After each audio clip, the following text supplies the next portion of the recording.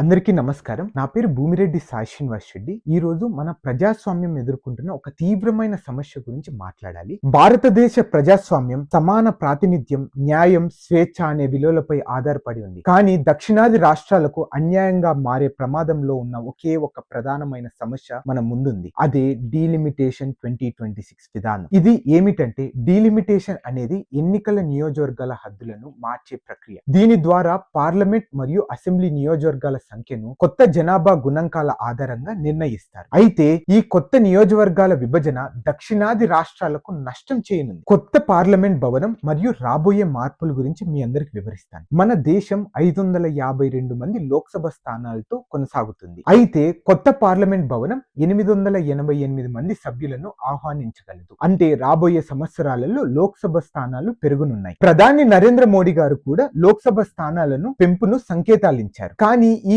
కొత్త డీలిమిటేషన్ విధానం దక్షిణాదిని తీవ్రంగా ప్రభావితం చేస్తుంది. దీనిలో ఎవరు లాభపడతారు, ఎవరు నష్టపోతారు అనేది మీ అందరికి వివరిస్తాను. Carnegie Endowment of International Peace Research Centre వాళ్ళు అంచనా ప్రకారం హిందీ మాట్లాడే రాష్ట్రాలకు అధిక సీట్లకు రావడం ఖాయమని చెప్పారు. దీనిలో స్థానాలు పెరిగే రాష్ట్రాలు ఏంటంటే ప్రస్తుతము ఉత్తరప్రదేశ్ కి 80 స్థానాలు ఉంటే ఈ డీలిమిటేషన్ జరిగిన తర్వాత 143 స్థానాల వరకు పెరుగుతాయంట. అలానే బీహార్ కి 40 స్థానాలు ఉంటే దీని తర్వాత 79 స్థానాలు వస్తాయి. అలానే మహారాష్ట్రకు 28 స్థానాలు పెరుగుతాయి. గుజరాత్ కి 17, పశ్చిమ బెంగాల్ కి 18. అలానే దక్షిణాది రాష్ట్రాలకు చాలా చిన్న చిన్న మార్పులు జరుగుతాయి. ఫస్ట్ ముఖ్యంగా కేరళకు ప్రస్తుతం ఉన్న జనాభా ప్రకారం ఒక్క సీటు కూడా పెరగదు. అలానే తమిళనాడు, కర్ణాటక, ఆంధ్రప్రదేశ్ కి కేవలం 10 సీట్లు మాత్రమే పెరుగుతాయి. అంటే దక్షిణాది ప్రాతినిధ్యము 23% నుండి 19% వరకు పడిపోతుంది. హిందీ రాష్ట్రాలకు 50% కంటే ఎక్కువ ప్రాతినిధ్యం లభిస్తుంది.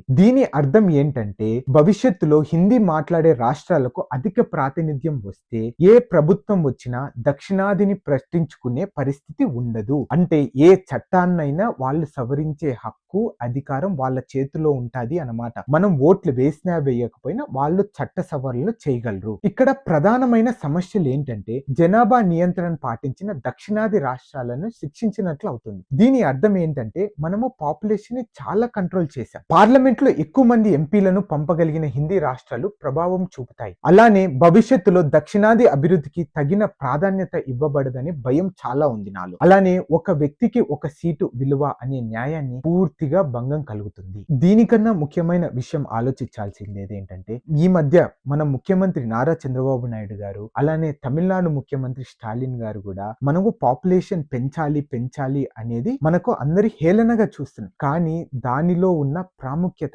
ఎవరికి అర్థం కావడం లేదు. ఇది మీ అందరికి అర్థం కావాలంటే 2022-2023 ఆర్థిక డేటా ప్రకారం మీ అందరికి వివరిస్తాను. ప్రతి ఒక్క రూపాయి కేంద్ర ప్రభుత్వానికి ఇచ్చినప్పుడు దక్షిణాదికి తిరిగి వచ్చే మొత్తం ఎంతనో మీ అందరికి తెలుసా? మనము ఆంధ్రప్రదేశ్ నుండి 1 రూపాయి పంపితే మనకు రిటర్న్ వచ్చేది మాత్రం 44 పైసలు మాత్రమే. అలానే కర్ణాటకకి 1 రూపాయి పన్ను కేంద్ర ప్రభుత్వానికి కడితే 11 పైసలే వస్తాయి. అలానే కేరళకి 46 పైసలు, తమిళనాడుకి 22 పైసలు మాత్రమే. అదే సమయంలో ఉత్తరాది రాష్ట్రాలకు ఎక్కువ నిధులు వెళ్ళిపోతున్నాయి. ఎందుకు కారణం? వాళ్ళు పాపులేషన్ అత్యధిక ఉండడం వల్ల. ఫర్ ఎగ్జాంపుల్ ఉత్తరప్రదేశ్ చూసుకుంటే ఉత్తరప్రదేశ్ 1 రూపాయి కనుక కేంద్ర ప్రభుత్వానికి పన్ను కడితే రిటర్న్ వచ్చేది ₹72. అలానే బీహార్ గురించి ఆలోచిస్తే 1 రూపాయి పన్ను కడితే వాళ్ళకు వచ్చేది సుమారు ₹5.90 అన్నమాట. మరి ఇది న్యాయమా? దక్షిణాది రాష్ట్రాలు ఎక్కువ పన్నులు కడుతున్నాయి కానీ తక్కువ నిధులు పొందుతున్నాయి. అలానే డీలిమిటేషన్ లో కూడా మనం ఎన్ని పన్నులు కట్టినా, మనం ఎన్ని సార్లు పాపులేషన్ ని తగ్గించుకోవాలని చూసినా కానీ మనకు ఈ రోజు అన్యాయం జరుగుతూనే ఉంది.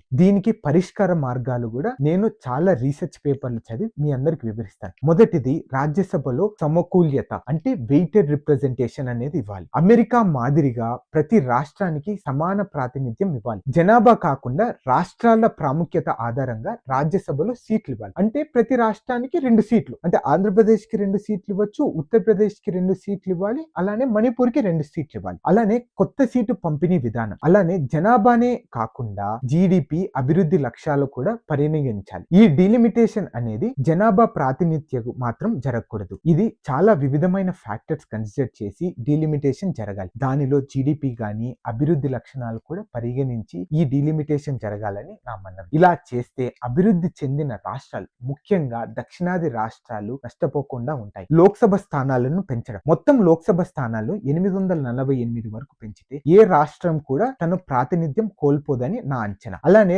రాజ్యసభకు ప్రత్యక్ష ఎన్నికలు కూడా పెట్టచ్చు. ప్రస్తుతం ఇండైరెక్ట్ వేలో ఎన్నికల విధానాన్ని మార్చి ప్రజలు నేరుగా రాజ్యసభ సభ్యులను కూడా ఎన్నుకోలేనా చేయాలి. అలానే న్యాయపరమైన అంశాలను ఇప్పుడే మనం తెలుసుకోవాలి. ఎందుకంటే మళ్ళీ మనము ఈ డిలిమిటేషన్ మనకు అన్యాయం జరిగింది అనేది మనం కోర్టుకు పోలేం. ఎందుకంటే 1967లో Meghraj Kothari versus delimitation commission, అలానే 2023 జమ్మూ అండ్ కాశ్మీర్ డిలిమిటేషన్ కేసులో కూడా సుప్రీంకోర్టు ఇదే విధంగా తీర్పు ఇచ్చింది. ఈ కేసులో స్పష్టంగా చెబుతున్న ఏదంటే డిలిమిటేషన్ న్యాయపరంగా సవాలు చేయడం కష్టము. మనము 2026లో జరిగే డిలిమిటేషన్ గురించి మనం ఏం చేయాలి? ప్రజలు ఈ రోజునే మనం చర్చ మొదలు పెట్టాలి. మనము ప్రభుత్వాల మీద ప్రెషర్ తీసుకొని రావాలి. వీళ్ళు కేంద్ర ప్రభుత్వాన్ని ఒత్తిడి చేసి డిలిమిటేషన్ అనేది పాపులేషన్ ప్రాతినిధ్యం కాకుండా వివిధ కోణాల్లో డిలిమిటేషన్ జరగాలి అనేది మనం తీసుకెళ్లాలి. ఒక తటస్థ అఖిలపక్ష కమిటీని ఏర్పాటు చేసి దేశవ్యాప్తంగా, ముఖ్యంగా దక్షిణాది రాష్ట్రాల్లో సంచలనమైన చర్చ చేపట్టాలి. ఈ డిలిమిటేషన్ ప్రక్రియ అనేది తప్పకుండా న్యాయపరంగా జరగాలి. జనాభా నియంత్రణ పాటించిన రాష్ట్రాలను శిక్షించకూడదు. దక్షిణాది రాష్ట్రాలు దేశానికి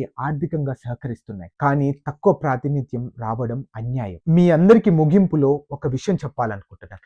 భారత ప్రజాస్వామ్యం దృఢంగా నిలవాలంటే సమతుల్యత పాటించాల్సిందే. దక్షిణాది రాష్ట్రాలకు సరైన ప్రాముఖ్యత వస్తేనే భారత ప్రజాస్వామ్యం దృఢంగా నిలబడినట్టు అర్థం. Thank you.